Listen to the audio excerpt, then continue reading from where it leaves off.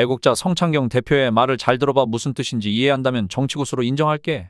국민들의 전폭적인 지지를 받아서 선거에 당선된 것이 아니라 선거 시스템을 잘 이용해서 형식적으로 당선됐다. 선거 시스템.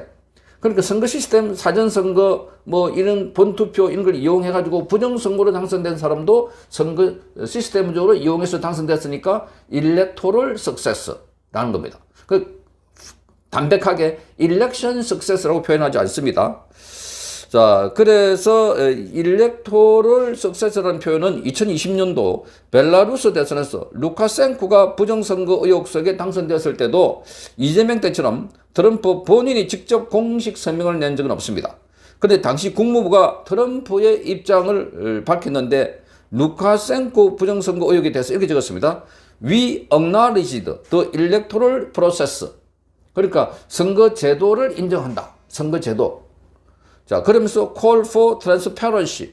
그러면서 투명성을 요구한다. 이렇게 했습니다. 그 선거 자체는 인정할 수밖에 없는, 왜 상대국에 있는 고유 제도이니까. 그러니까 electoral process. 자, 이거를 인정한다. 이렇게 됐습니다.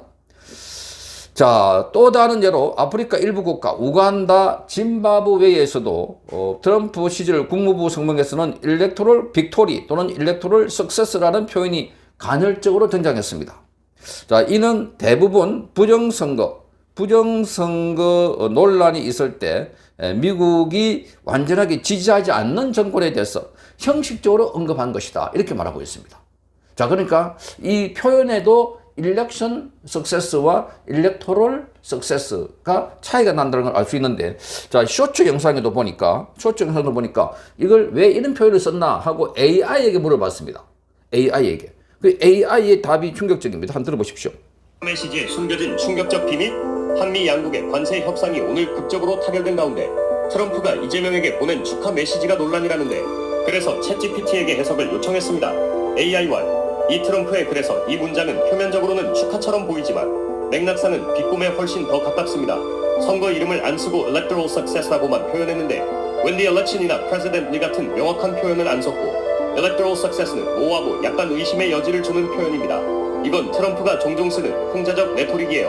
바이든 당선 이후도 유사한 표현을 사용했었고 직전에 쓴 내용이 거의 굴욕적 조건인데 한국이 3,500억 달러 투자 1,000억 달러 에너지 구매 15% 관세 수용 등 거의 일방적인 양보 협정처럼 보이는 상황인데 그 직후에 electoral success하며 축하를 붙였습니다. 즉 이런 굴욕적 합의를 해온 걸 보니 그 당선 참 대단하네요 라는 반어법의 가능성이 큽니다.